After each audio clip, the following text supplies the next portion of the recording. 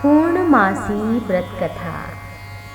पूर्णमासी व्रत कथा श्रवण करने से सभी मनोकामनाएं शीघ्रातिशीघ्र पूर्ण होती हैं। तो आइए श्रवण करते हैं पूर्णमासी व्रत कथा।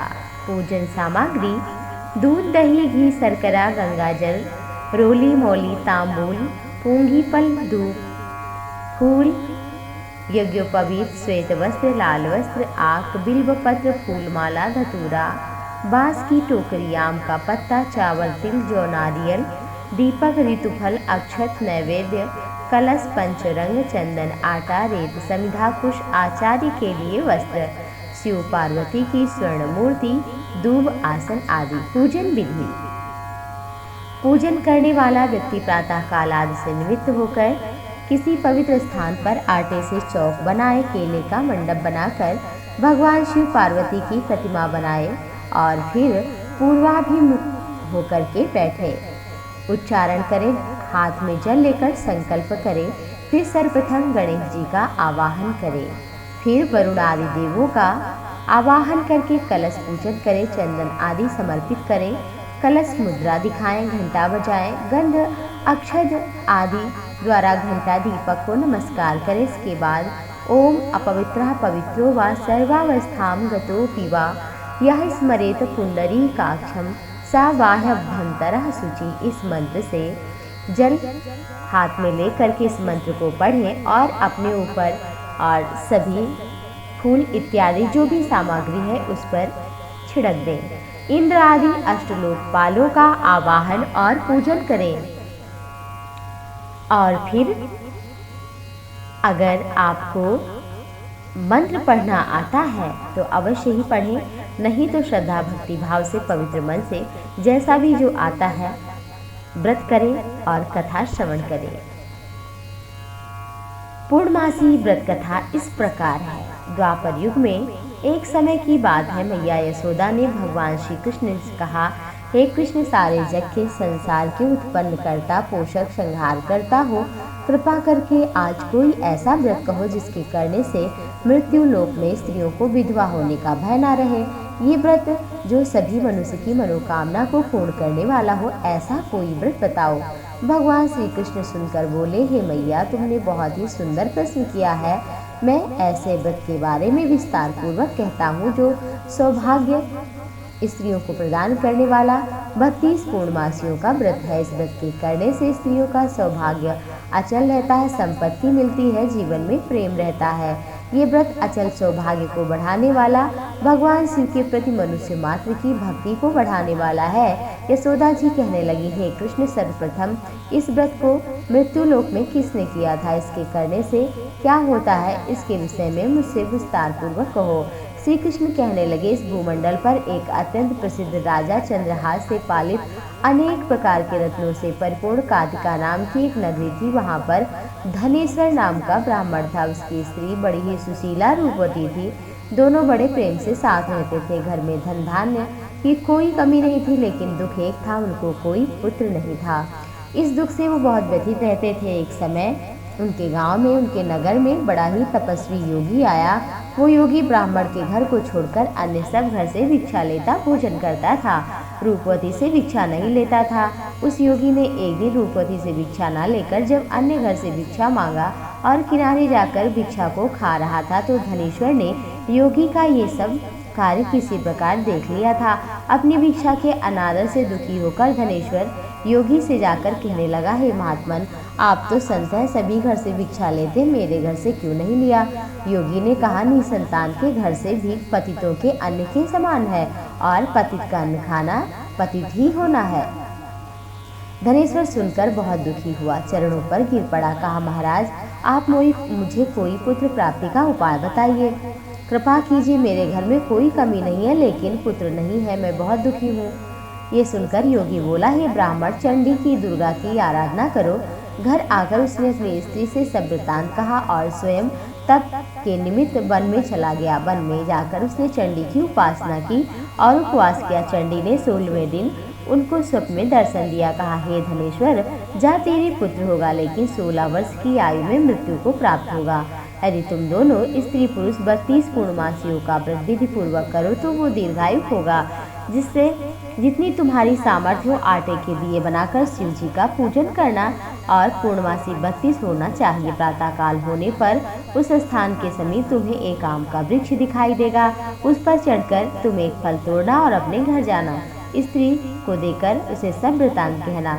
ऋतु स्नान के पश्चात वह स्वच्छ होकर शिव का ध्यान करके वो फल खा लेगी। फिर शिव की कृपा से गर्भ होगा। जब वह ब्राह्मण उठा तो वैसा ही देखा और आम के वृक्ष पर आम तोड़ने चढ़ा, लेकिन जब वो नहीं तोड़ पाया तो बड़ी चिंता हुई।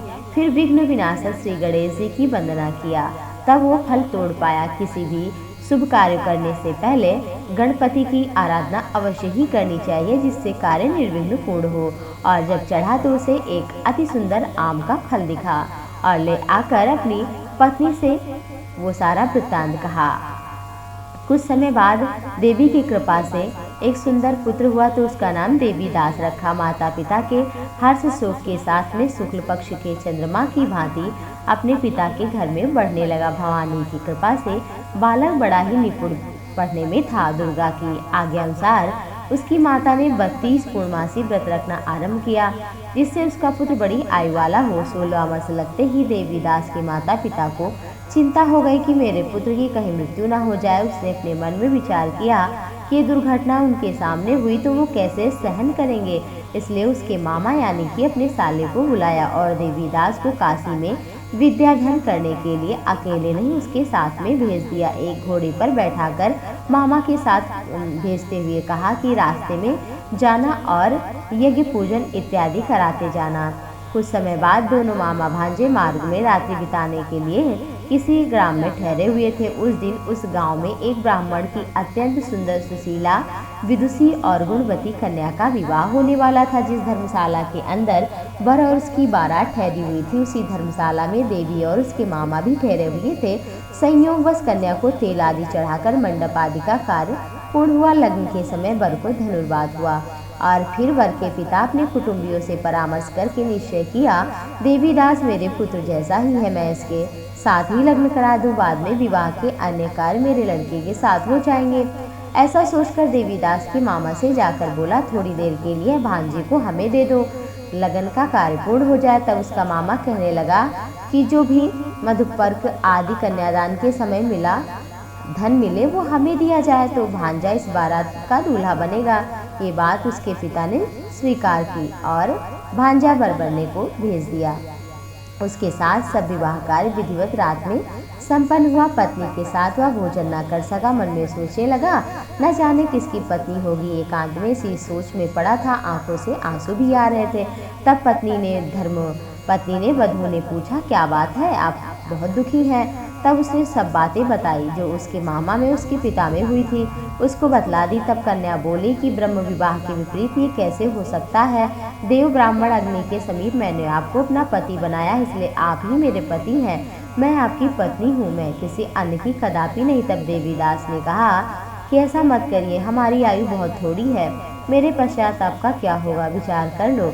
परंतु वो दृढ़ विचार वाली थी। बोली, जो आपकी होगी वही मेरी होगी। हे स्वामी, आप उठिए, भोजन करिए, भूखे होंगे। और पति पत्नी दोनों ने भोजन किया, रात्रि में सोए। प्रातःकाल देवीदास ने अपने पति ने 3 नगों से जड़ी हुई एक अंगूठी दी, एक रुमाल दिया। बोला, हे प्रिय, संकेत समझकर इसे रख लो। मेरा मरण और जीवन जानने के लिए एक पुष्प वाटिका लगाना, उसमें सुगंध वाली नवमल्लिका भी लगाना, उसको जल से सींचना और आनंद के साथ रहो। जिस दिन मेरा प्राणांत होगा वो फूल सूख जाएंगे और जब हरे भरे हो जाएं तो जान लेना मैं जीवित हूँ। ये बात निश्चय करके समझ लेना। और ऐसा समझाकर वो चला गया। प्रातःकाल होते ही बाजे गाजे बजने लगे। विवाह का कार्य समाप्त करने के लिए वर और सब बाराती मंडप में आए तो कन्या ने भली प्रकार से देखकर अपने पिता से कहा, ये मेरा पति नहीं है, इसके साथ मेरा विवाह नहीं हुआ है। यदि यही है तो बताए मैंने और इसने क्या गुप्त बातें की थी। सुनकर लज्जित हो गया और अपना मुंह बनाकर सारी बारात अपमानित होकर वहां से लौट गई। श्री कृष्ण भगवान बोले, हे माता, इस प्रकार देवीदास काशी विद्याधन के लिए गया। कुछ समय वहां रहा। काल से प्रेरित होकर एक सर्प रात्रि के समय उसको डसने के लिए वहां पर आया। उस विषधर के प्रभाव से उसके शयन का चारों ओर विष की ज्वाला से विषैला हो गया। लेकिन व्रत राज के प्रभाव से काटने न पाया। पहले ही माता ने 32 पूर्णमासी व्रत पूर्ण किया था। इसके बाद मध्याह्न के समय काल वहां पर आया, उसके शरीर से प्राणों को निकालने लगा। मूर्छित होकर वो पृथ्वी पर गिर पड़ा। उसी समय देवी पार्वती के साथ देवादिदेव महादेव वहां पर आए। उनकी मूर्छित दशा को देखकर पार्वती जी ने भगवान शिव से प्रार्थना किया, हे नाथ, ये वही बालक है जिसकी माता ने 32 पूर्णमासी व्रत किया है और अब आप इसको प्राणदान दे। भवानी के कहने पर भक्तवत्सल भगवान शिव ने प्राणदान दिया और इस व्रत के प्रभाव से काल को भी पीछे हटना पड़ा। देवीदास स्वस्थ हो गया। उसकी स्त्री काल की प्रतीक्षा कर रही थी। देखा तो पत्र पुष्प कुछ नहीं रहे और थोड़ी देर बाद वो हरा भरा हो गया तो वो सोचने लगी जीवित है, प्रसन्न मन हो गई। और इधर 16 वर्ष व्यतीत हो गया तो देवीदास मामा के साथ काशी से चल पड़ा। इधर उसे ससुर उसको ढूंढने के लिए घर से जाने वाले थे कि दोनों मामा भांजे आ गए। देखकर बड़ी प्रसन्नता हुई। उस समय नगर के निवासी वहां इकट्ठे हुए और सबने ये निश्चय किया कि ये वही है जिसके साथ विवाह हुआ था। उस बालक को जब कन्या ने देखा तो पहचान लिया और कहा कि ये तो वही है जो संकेत करके गए थे। फिर तो सभी कहने लगे, अच्छा हुआ आप आ गए। नगर वासियों को आनंद हुआ। कुछ दिन बाद देवीदास अपनी पत्नी मामा के साथ अपने ससुर के घर से बहुत सारा सामान लेकर अपने घर के लिए प्रस्थान किया। जब वो अपने नगर के गांव के नगर निकट पहुंचा तो कई लोगों ने देखकर उसके माता पिता को पहले खबर दी कि आपका पुत्र देवीदास अपनी पत्नी मामा के सहित आ रहा है, लेकिन उन्हें विश्वास नहीं हुआ। लेकिन जब कुछ लोगों ने आकर बात का समर्थन किया तो बड़ा आश्चर्य हुआ। थोड़ी देर में देवीदास ने आकर अपने माता पिता के चरणों में सिर रखकर प्रणाम किया और उसकी पत्नी ने अपने सास ससुर के चरणों को स्पर्श किया तो माता पिता ने अपने पुत्रवधू को अपने हृदय से लगा लिया। दोनों की आंखों में प्रेमाश्रु बह चले। अपने पुत्र और पुत्रवधू के आने की खुशी में धनेश्वर ने बहुत बड़ा उत्सव किया और ब्राह्मणों को भी दान दक्षिणा देकर प्रसन्न किया। भगवान श्री कृष्ण बोले, मैया, इस प्रकार धनेश्वर 32 पूर्णमासियों के व्रत के प्रभाव से पुत्रवान हुआ। जो भी स्त्री इस व्रत को करती है जन्म जन्मांतर में वैधव्य का दुख नहीं भोगती और सदैव भाग्यवती रहती है। ये मेरा वचन है, इसमें कोई संदेह नहीं है। यह व्रत पुत्र पौत्र को देने वाला, संपूर्ण मनोकामना को पूर्ण करने वाला है। 32 पूर्णमासियों के व्रत करने से सभी इच्छाएं भगवान शिव की कृपा से पूर्ण हो जाती हैं। बोलो भगवान शंकर की जय, देवादिदेव महादेव की जय। ओम नमः शिवाय।